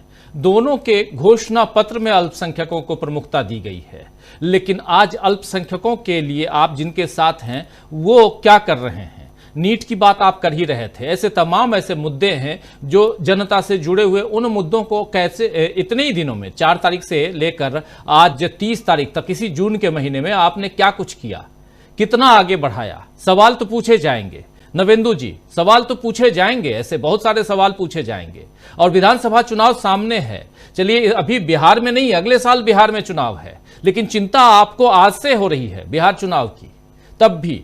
और आंध्र प्रदेश में ठीक है 5 साल बाद चुनाव होना है, लेकिन रास्ते तो इन्हीं 5 सालों में दिखाई देंगे ना। तो इसलिए भी क्यों हम बार बार ये सोचे कि ये दोनों बैसाखियां जो हैं ये बैसाखियां हैं, या ये क्यों ना कहें कि तीनों एक साथ हाथ बढ़ाकर, हाथ मिलाकर इस ढंग से सरकार चला रहे हैं, जिसमें कहीं ना कहीं आपके वोटरों के, जो आपके वोटर हैं, उनके साथ आप छलावा कर रहे हैं, छल कर रहे हैं। ये क्यों ना कहें हम नवेंदु जी? बिल्कुल राजीव जी, देखिए ये तो बिल्कुल सही है कि ये पूरे तीनों लोग जो है, और खासतौर पे नीतीश कुमार, चंद्रबाबू नायडू, तो ये तो बिल्कुल जो अभी जो भारत का जो मिजाज है, इंडिया का जो जनादेश है, उसके खिलाफ बिल्कुल जा रहे हैं राजनीतिक तौर पर, इसमें कोई दो राय नहीं है। और ये इनका खिलाफ में जाना दरअसल मोदी सरकार और फिर जो उसके मतलब 3.0 जो है, लेकिन 2.0 और 1.0 वो सबको देख चुके हैं ये लोग। और खुद नीतीश कुमार जो है, अगर बिहार की बात करें तो वो 2014 में उन्होंने कबूल नहीं किया था नरेंद्र मोदी को और उनके खिलाफ चुनाव लड़के आए थे। फिर उनकी तानाशाही भी देखी उन्होंने, फिर उसके बाद भी चले आए और 2019 का चुनाव साथ उन्होंने लड़ा। और फिर इस बार जो है, जब जनता आजी जा रही थी इस पूरे निजाम से, तो फिर उस देखिए कि अब उस बार जो वोट का रिजल्ट भी आया तो भी इन लोगों का दिमाग नहीं खुला कि ये जो है लोकतंत्र विरोधी सरकार है। देखिए, अब ये बहस का विषय नहीं है कि ये सरकार लोकतंत्र विरोधी है कि नहीं है, ये एस्टैब्लिश फैक्ट है कि ये सरकार लोकतंत्र विरोधी है। और ये तीसरे टर्म के इन 10 दिनों में भी ये बात 10 दिनों में ही खुलकर और भी ज्यादा एस्टैब्लिश हो गई। तो अब इस सरकार का साथ देने का मतलब या फिर उनके साथ बने रहने का भी मतलब, ये बिल्कुल हर तरफ से यही बताता है कि ये लोकतंत्र विरोधी चेहरे हैं बुनियादी तौर पर। लोकतंत्र विरोधी, देखिए नीतीश कुमार की बात एक और आप जान लीजिए, चाहे वो चंद्रबाबू नायडू की ही बात, ये हमेशा जो छत्रप बोलते हैं ना, क्षेत्रीय पार्टियों के छत्रप की मानसिकता से ऊपर उठ नहीं पाया नीतीश कुमार। और यही इसी मामले में लालू प्रसाद बिल्कुल भिन्न है नीतीश कुमार से। लालू अगर किंग मेकर के तौर पर कई वर्षों तक जाने गए तो इसलिए कि उनका वो मिजाज था, वो राष्ट्रीय स्तर की सोच थी और सेकुलरिज्म की वो सोच जो है जिसके बलबूते एस्टैब्लिश हुए लालू प्रसाद। और इस कारण से उनको ये मान्यता भी मिली कि एक बार भी लालू प्रसाद ने बीजेपी के सामने या आरएसएस सामने घुटने नहीं टेके। तो ये एक जो पहचान उन्होंने बनाई, नीतीश ये पहचान नहीं बना सके, लाख अपने को सेकुलर कहने के बावजूद। कारण ये है कि वहां जो मैं मिसिंग जो उनके पास नीतीश कुमार के पास है कि वो केंद्रीय मंत्री भी रह चुके हैं, वाजपेयी के समय में भी रहे हैं, सब उन्होंने किया है, लेकिन उनके पास वो शायद वो राष्ट्रीय नजरिया देश का नहीं आ पाया। वो बिहार के परिप्रेक्ष्य में ही सब कुछ सोचते रहे। और आज तो नीतीश कुमार को देख करके ये बहुत ही दुख होता है कि एक सोशलिस्ट अपने को कहने वाला लीडर लोहिया और किशन पटनायक का शिष्य कहने वाला नेता, और दूसरी तरफ ये भी बोलता है वामपंथियों पार्टियों में के बारे में कि सीताराम येचुरी या डी राजा हो या दीपांकर भट्टाचार्य हो, ये सब हमारे पुराने दोस्त हैं। और समता पार्टी की जो नींव पड़ी थी तब से इनके साथ दोस्ती है, और समता पार्टी ने अपना पहला अलायंस भी किया था तो लेफ्ट के साथ किया था। लेकिन वो सारी चीजें तो लेफ्ट का नजरिया भी राष्ट्रीय नजरिया है। ये नीतीश कुमार बिहार के नजरिए पर राजनीति करते करते मजबूत हुए और बिहार के नजरिए पर ही राजनीति करते करते कमजोर भी हुए। और अब जो कमजोर हुए तो फिर उनके सामने एक ही विकल्प है। देखिए, कुल मिला के नीतीश कुमार कमजोर है। वो 12 सीटें उन्होंने निकाल ली जरूर, लेकिन ये जान लीजिए कि बड़े भाई की भूमिका में नीतीश कुमार रहे हैं। तो 19 के चुनाव लोकसभा के हो या बिहार विधानसभा के चुनाव, जब भी वो बीजेपी के साथ लड़ते रहे, नीतीश कुमार का टोटल वोट जो है वो बीजेपी से ज्यादा आता रहा। इस बार जो है बीजेपी ज्यादा सीटों पर लड़ी, लेकिन 12 सीटें ही जीत पाई। नीतीश कुमार एक सीट कम लड़े, लेकिन वो भी उतना ही जीत पाए, 12 सीट। लेकिन टोटल वोट जो है वो एनडीए गठबंधन में होते हुए बीजेपी से नीतीश कुमार का टोटल वोट जो है वो आप समझ लीजिए कम आया है। और वो कम कितना है? लगभग 25 लाख। तो ये वोट जो उनका कम हुआ है, तो अब यहां से नीतीश कुमार तो फील कर रहे हैं ना कि वो कमजोर हुए हैं बिहार में, और उनको परिदृश्य दिखाई दे रहा है जो राष्ट्रीय, अगर वो देख पा रहे हैं तो उनको पता है कि वो राजा बन के तो नहीं रह सकते एनडीए में भी। इंडिया में ही वह गुंजाइश थी जिसको वो चाहते थे, किसी तरह से जल्दबाजी उन्होंने की उसको एक्सप्लोर करने की, और उसमें मार खाए तो फिर वो चले आए, वहां से वापस हो गए। तो अब है क्या कि उनके पास राष्ट्रीय स्तर पर देखते भी हैं तो बहुत कुछ संभावनाएं दिखाई नहीं देती है। एक ही संभावना उनको दिखाई देती है कि केंद्र में मोदी सरकार तो है अभी, तो मोदी सरकार से क्या कुछ फायदा ले लिया जाए अपने राज्य के लिए या अपने लिए। राज्य के लिए क्यों? इसीलिए कि राज्य के लिए फायदा लेंगे तो उसका फिर राजनीतिक लाभ वो चुनाव में कमाने की कोशिश करेंगे, तो फिर वहां लाभ कमाकर क्या करेंगे, तो सीएम की कुर्सी बचाएंगे। तो ये घूम फिर करके सीएम की कुर्सी एक मिशन है नीतीश कुमार का, जो 8 बार पलटी वो मार चुके हैं, और फिर जो है वो इस बार भी वो बदल जाए इसका कोई ठिकाना नहीं है।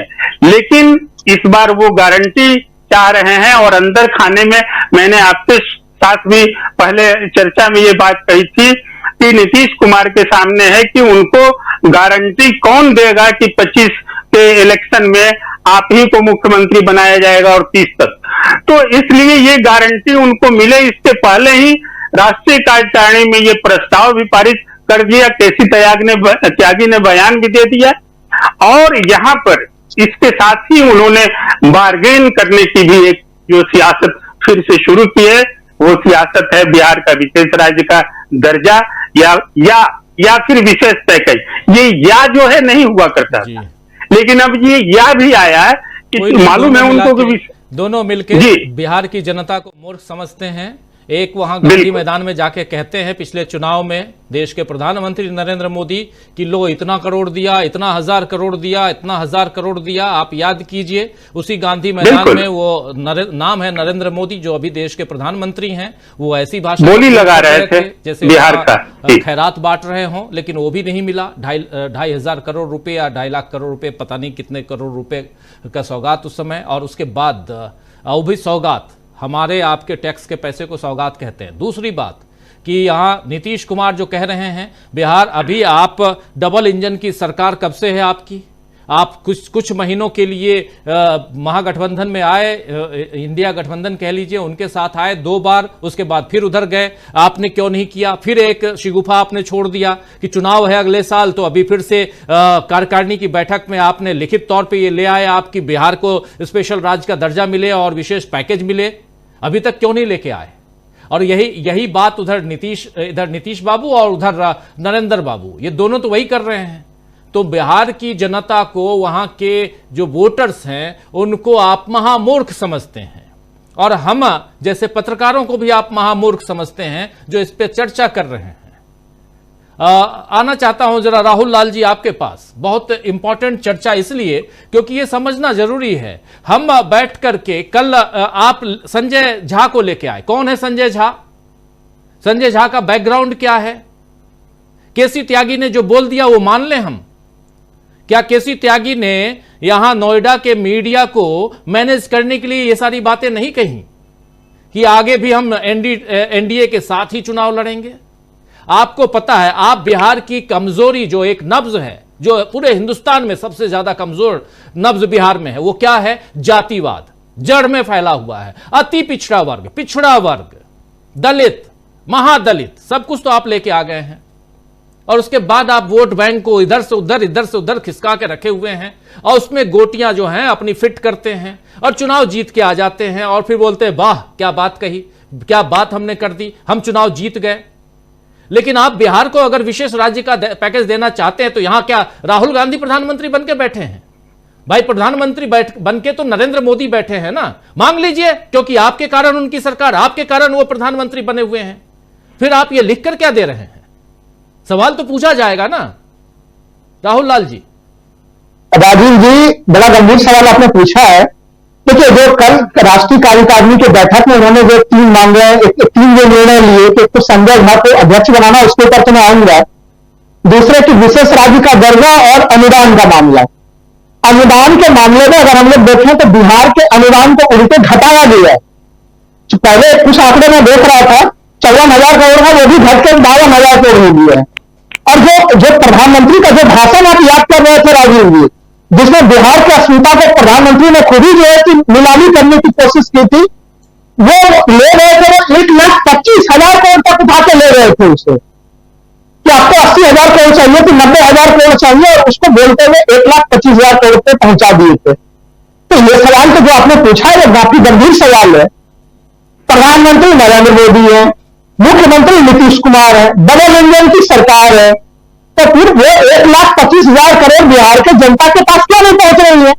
बिहार के जनता के पास राजीव जी क्या पहुंच रही है? बिहार के जनता के पास पहुंच रही है बिना उद्घाटन के पुल का नदी में गिर जाना, एक सप्ताह के भीतर 3-3, 4-4 पुल का भीतर गिर जाना, भ्रष्टाचार की पराकाष्ठा। अगर कोई मुख्यमंत्री वहां पे नीतीश कुमार 2005 से मुख्यमंत्री हैं, अब तो अगले साल उनके मुख्यमंत्री रहने के 20 साल का कार्यकाल पूरा हो जाएगा। नीतीश कुमार अगर अभी महागठबंधन में होते और ये जो 4 पुल गिरे हैं और एक आज गिरा है वहां झारखंड में, ये जो पुल गिरे हैं ये हंगामा मचाया जाता बीजेपी की तरफ से और बीजेपी मीडिया की तरफ से, लेकिन अभी कोई बोलने वाला नहीं है।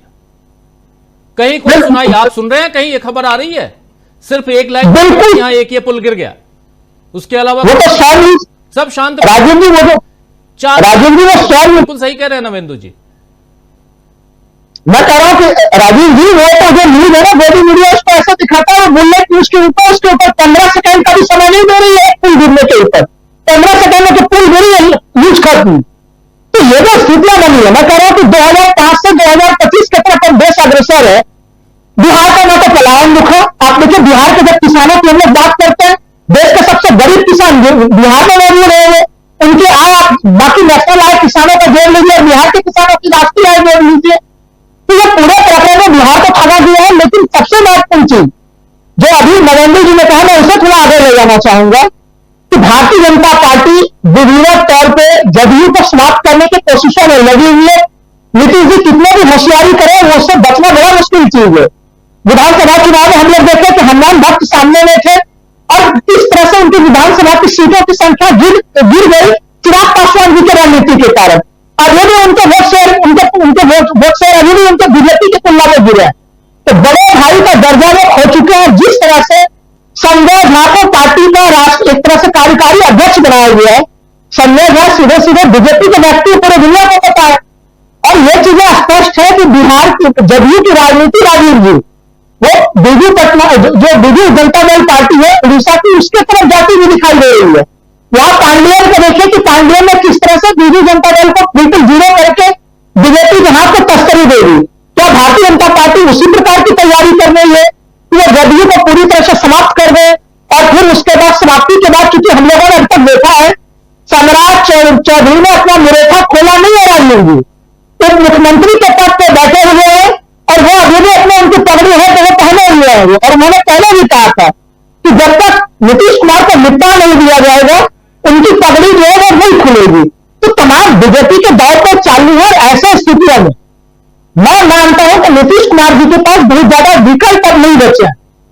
अगर वो एनडीए के खेमे में राहुल लाल जी बीजेपी अपना दांव पेच तो चलेगी ना? नहीं, बिल्कुल चलेगी। मैं वही तो कर रही है, उसको अपना कुनबा बढ़ाना है। ये तो नीतीश कुमार को सोचना है ना कि उनको क्या करना है। तो कह रहा हूं राजीव जी, सहानुभूति क्यों? हम नीतीश कुमार से हम सहानुभूति क्यों? मैं कह रहा हूं सहानुभूति क्यों? हमको सहानुभूति देश की जनता से है। देश की जनता ने अगर यही सोचा कि बैसाखियों के सहारे और बीजेपी की ही सरकार बनवानी है तो बनवा दी। ये राजीव जी आप बिल्कुल सही कहना था ना। 77 के बाद 80 में जब इंदिरा गांधी की सरकार दोबारा बनती है तो आपको पता है कांग्रेस पार्टी को कितनी सीटें आई थी? 353 सीट। आज तक बीजेपी को नहीं आई है 353, 353 सीट्स। बने रहिए, परिचर्चा अभी जारी है। वीडियो को लाइक और शेयर कर दीजिए और चैनल को सब्सक्राइब कर लीजिए। आइए आगे सुनते हैं इस परिचर्चा। कांग्रेस को आई थी। अगर देश की इतनी फिक्र थी तो दे देते इंडिया गठबंधन को। क्या देश की जनता ये वोटर्स को ये नहीं पता था कि नीतीश बाबू उधर हैं? इनको ये नहीं पता था कि चंद्रबाबू उधर हैं? उनको तो पता था। तो जब आप अपने लिए गड्ढे खोद रहे हैं, बिहार की जो बात मैं कह रहा था, बिहार में अगर आप दलित महादलित में फंसे रहोगे, आप पिछड़ा अति पिछड़ा में फंसे रहोगे तो ठीक है, दीजिए और भुगतिए। राजीव जी जो सवाल आप पूछे, हाँ मैं आपके सवाल काफी गंभीर और मैं एक चीज बता दूं आपको राजीव जी। जी नवेंदु जी आपको बताता हूं। जी राहुल, मैं खाली एक लाइन में 2-3 चीजें मैं खाली संक्षेप में जोड़ दूंगा। आपके सवाल चूंकि गंभीर है, देखिए ये जनता अगर वो बिहार के चुनाव के समय जो मैंने बिहार में जो चीज मैंने देखा बिहार में भी वोटर के दो तरह के रूप हैं। एक तो जो नेशनल स्तर पर जिन लोगों ने भारतीय जनता पार्टी को वोट देना पसंद कर रहे थे, और उसी समय जब उनसे बातचीत हो रही थी तो मुख्यमंत्री के रूप में तेजस्वी यादव को देखना पसंद कर रहे थे। मैं आपको दावे के साथ कह सकता हूं कि जो लोकसभा चुनाव में घटनाक्रम घटा और नीतीश कुमार उसी खेमे में रहेंगे तो तेजस्वी यादव की स्थिति को बुलंद होने से कोई नहीं रोक सकता। नंबर 1 चीज। नंबर 2 की सहानुभूति नीतीश कुमार से तो उनके पार्टी के लोगों को सहानुभूति नहीं बची। कल आप राष्ट्रीय कार्यकारिणी की बैठक को देख लीजिए, वहां पे कितनी ज्यादा उदासीन थी, कोई एनर्जी नहीं थी राष्ट्रीय कार्यकारिणी के दिल्ली के बैठक में। तो वो मायूसी और एक जो सहानुभूति की स्थिति होती है वो नीतीश जी अपने पार्टी के भीतर भी खो रहे हैं। इसमें वो तो उनकी समस्या है कि वो अपने ही जो गलत निर्णय लेकर चले जा रहे हैं। अब तक तो उनको लाभ मिला है, लेकिन हर बार गलत निर्णय के साथ जनता को टेकन फॉर ग्रांटेड ले लेंगे तो ये निर्णय उनको कठिनाई में डालने वाला निर्णय होगा। रविंद्र, और मैं आपको दमके के चोट पे कह रहा हूं, एक आखिरी बात, ना तो बिहार को कोई विशेष अनुदान मिलने वाला है, ना विशेष राज्य को कोई दर्जा मिलना है। नरेंद्र मोदी जी के हाथों से ऐसा कोई भी शुभ कल्याण बिहार का नहीं होना है। अरे भाई सही आप कह रहे हैं, अगर मिलना रहता तो 10 साल में मिल गया रहता। इतने साल से आप बीजेपी के साथ सरकार में चल रहे हैं, डबल इंजन की सरकार है, और किसको, वही तो मैं कह रहा हूं कि बहुत आराम से आप बिहार की जनता को मूर्ख बना रहे हैं, मूर्ख समझ रहे हैं, और इसीलिए आप फिर से वही हर बार उसी चीज को लेके सामने आते हैं। विशेष राज्य दिलवा दीजिए, विशेष राज्य भाई, आपके इससे बेहतर और मौका हो सकता है, क्योंकि आप और चंद्रा बाबू अगर चाह लें तो यह सरकार गिरा दे। सरकार आज गिर जाएगी, ये दोनों चाह लें, और दोनों को विशेष राज्य का दर्जा चाहिए। तो किस लिए आप बैठे हुए हैं? आपने ओम बिरला को बनने दिया, आप चुप रहे। डिप्टी स्पीकर पे आप चुप हैं, नीट पे आप चुप हैं, महंगाई पे चुप हैं, देश में महिलाओं के साथ अत्याचार हो रहा है आप चुप हैं, अल्पसंख्यकों के साथ अत्याचार हो रहा है, जैसे ये सरकार आई है चुन चुन के अल्पसंख्यकों के साथ आप बदला ले रहे हैं, आप चुप हैं। कहीं आपने कुछ बोला नीतीश बाबू और चंद्रा बाबू? नहीं बोला। तो फिर आप अभी क्या कर रहे हैं? केसी त्यागी को सामने ले आइए या किसी और त्यागी को ले आइए सामने। आप हमको आपको भी मूर्ख बना रहे हैं कि हम भी आपके लिए माला जपते रहें, तो ये तो नहीं होगा ना नवेंदु जी। सरकार किसी की भी रहे, सरकार इंडिया की बने ना बने, क्योंकि इंडिया की सरकार नहीं बनी है तो देश की जनता ने नहीं बनाया, नहीं बनाया, देश की जनता और भुगते फिर। जी, अब मैंने वही कहा, आप सही फरमा रहे हैं, और यही मैंने कहा, आपने कही एक बात कि ठीक है सरकार नहीं बनी, लेकिन जो उसके बाद से प्रदर्शन हो रहा है, जिस तरीके से ओम बिरला को स्पीकर बनाया गया, जिस तरीके से घटनाएं और घट रही है, डिप्टी स्पीकर नहीं दिया गया, तो मैं एक बात कह रहा हूं ना कि जो ये लोकतंत्र का हितैषी चेहरा तो नहीं है ना नीतीश कुमार, ये तो साफ तौर पर जाहिर है। आपने कहा कि वो जाति जमात की राजनीति, तो जाति जमात की राजनीति अगर लोहिया ने कही थी तो उसको बड़े विकृत रूप में पहुंचा चुके हैं नीतीश कुमार, ये लग रहा है। और अभी देखिए बात हो रही थी जाति की, तो अब देखिए वो उनकी चिंता कहाँ है? उनकी चिंता ये नहीं है कि लोकतंत्र इस देश में रहेगा नहीं रहेगा, सदन तरीके से चलेगा या नहीं चलेगा, जनादेश राष्ट्रीय स्तर पर क्या मिला है, वो इस चिंता में है कि हम जाति के अपने वोट को, गणित को कैसे ठीक करें।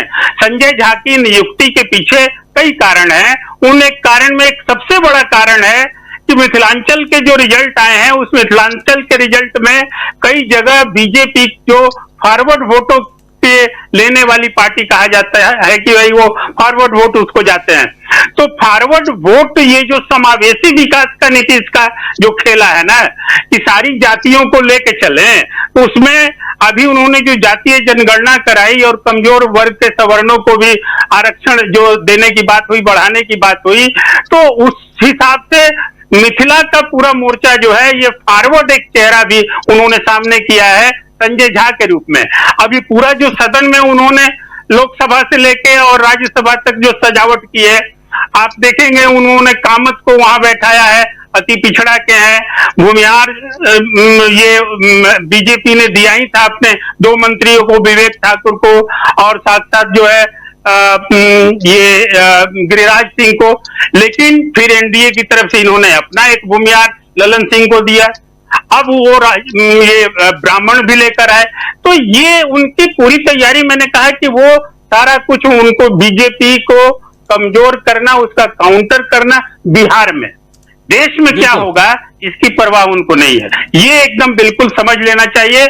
और उनका नजरिया ये है कि बिहार मजबूत होगा तो फिर हम देश की राजनीति करेंगे, बिहार मजबूत होगा तो हम मजबूत होंगे। लेकिन बिहार कैसे कमजोर हो रहा है डेमोक्रेटिकली, और एक लड़ाई और चल रही है, मैं थोड़ा उसका 2 लाइन में जिक्र करना चाह रहा हूं कि नीतीश के बारे में बहुत लोग नहीं समझ पा रहे हैं। ये जो विश्लेषण हम लोग अभी कर रहे हैं, यही बात आम जनता के मन में भी आ रही है।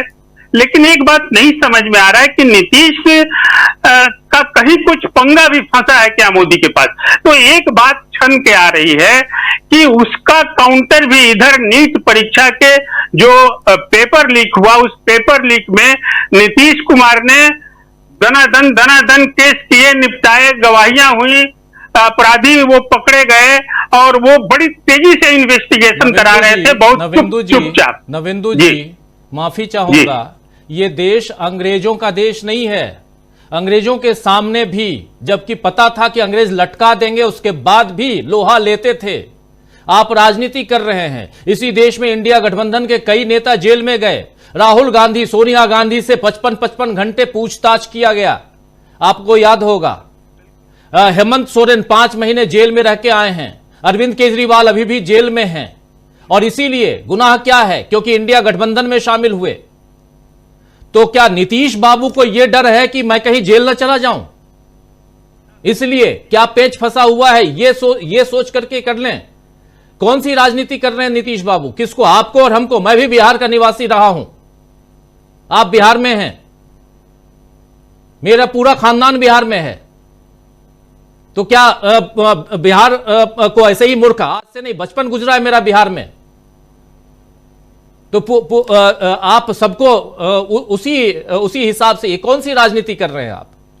आप वोट बैंक की राजनीति कर रहे हैं, उसके अलावा कुछ नहीं। आप बिहार को, अगर बिहार में नीट के बच्चे, सबसे ज्यादा बच्चे जो हैं वो बिहार में डॉक्टर, इंजीनियर या ऐसे सरकारी ऑफिसर या सरकारी नौकरियों में जाना चाहते हैं, तो उन बच्चों के साथ आप खिलवाड़ नहीं कर रहे हैं क्या? आप एक शब्द नीट पे नहीं कह रहे हैं क्या? पिछले जो एक नीट का रिजल्ट आना चाहिए था, पहले से शेड्यूल था 11 तारीख को, आप 4 जून को लेके आते हैं। क्यों लेके आते हैं 4 जून को?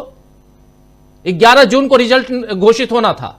4 जून को घोषित करते हैं इसलिए क्योंकि जिस दिन देश का लोकसभा चुनाव का रिजल्ट आ रहा है, उसी आपाधापी में इस रिजल्ट की बात ना हो, क्योंकि पहले से आपको पता था कि यह सब हुआ है। तो बहुत सारी बातें हैं जिस पर चर्चा खूब होगी। नवेंदु जी, चले समय खत्म हो रहा है, जल्दी से एक छोटा सा कमेंट, चूंकि प्रशांत टंडन जी नवेंदु जी, माफी चाहूंगा, थोड़ा रोकता हूं आपको। प्रशांत टंडन जी, एक छोटा कमेंट, आप मुस्कुरा रहे हैं बहुत देर से। बहुत गंभीर बातें हैं जिस पर चर्चा जरूरी है। हम राजनीति की बात करते हैं, बहुत इधर उधर सुगठित बातें करने की कोशिश करते हैं, लेकिन जो सच्चाई है, एक बात नवेंदु जी बहुत सही कह रहे थे कि जो बात हम यहां कह रहे हैं वही बात बिहार की जनता कह रही है। बिहार के गलियों में, नुक्कड़ में, चाय खाने पे आप बैठिए, ये बातें हो रही हैं और यही सच्चाई है। और यहां से 3 राज्यों के चुनाव नहीं, 4 राज्यों के चुनाव के रिजल्ट के बाद क्या कुछ होगा वो तो हम बात करेंगे। प्रशांत टंडन जी, देखिए राजीव जी, अगर तमिलनाडु में डीएमके का कोई नेता सनातन धर्म पे कुछ बोलता है तो नरेंद्र मोदी सवाल पूछते हैं राहुल गांधी से। तमिलनाडु की राजनीति दूसरी है, उनका सामाजिक परिवेश दूसरा है।